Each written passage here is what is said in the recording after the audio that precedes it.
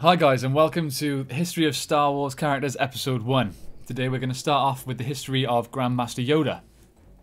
Historically, not much is known about Yoda, but this was actually done on purpose. George Lucas has actively set out to block attempts to develop Yoda's backstory, even ordering the cancellation of a trading card set that depicted other Yoda-like beings. Lucas didn't want people to see Yoda as part of a race of creatures, as this could have destroyed the mystique. He was born on a remote planet that has never been named, and was never actually aware of his own potential as a Jedi. That is, not until a ship he was travelling on with a human friend to seek employment was struck by an asteroid. They were stranded in space for days with no response to their distress signals. Just before death, their sensors picked up a star system not too far away. Using the small amount of power they had left in their ship, they crash-landed on a small swamp planet, which, it's worth mentioning, is not Dagobah.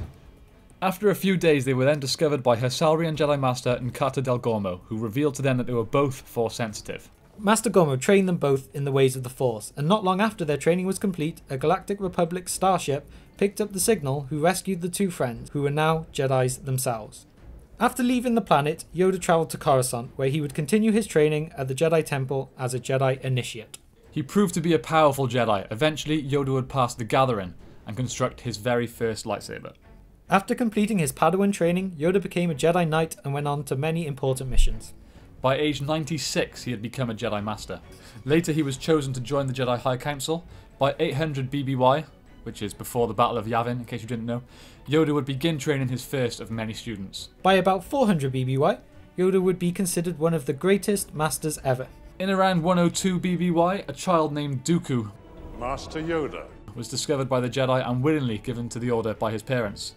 Although not officially Dooku's master, he was actually taken to be trained by the council member Tame Cerulean. Yoda was often Dooku's advisor and confidant. However, he was also quick to point out his flaws when necessary. Yoda assisted closely in Dooku's lightsaber training. In his later years, it is said that only Mace Windu and Yoda himself could match Dooku's skill with a lightsaber. Yoda also served as lightsaber instructor to Sin Dralig, who would become the head of security and battle master of the Jedi Temple. Years later, when Qui-Gon Jinn brought a young Anakin Skywalker to the council to request to train him, it was Yoda, as the most respected member of the council, that played the lead role in denying the request. He believed that his years as a slave affected him too much to be trained safely. After Qui-Gon's death by the hands of the mysterious Sith, the council granted Obi-Wan's permission to train Anakin, even though Yoda expressed disapproval of the council's decision.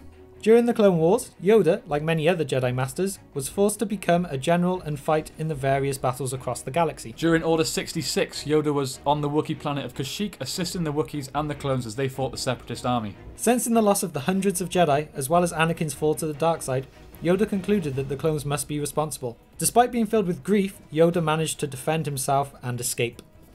Yoda then confronted Emperor Palpatine on Coruscant, eventually dueling him to a stalemate, which ended in Yoda falling a great height and fleeing.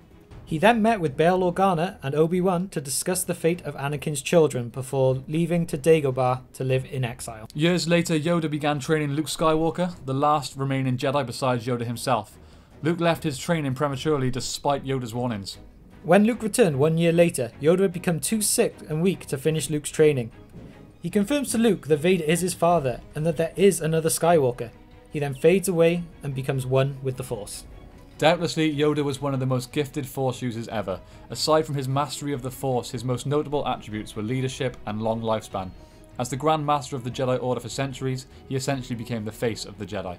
Some of Yoda's main powers and abilities included being a Force Master, being a strategic master, being able to sense death, as well as having Force-aided acrobatics, precognition, essentially seeing the future, being a diplomatic expert, a lightsaber master, and pretty much having immortality. So thank you for checking out episode 1 of our Star Wars history.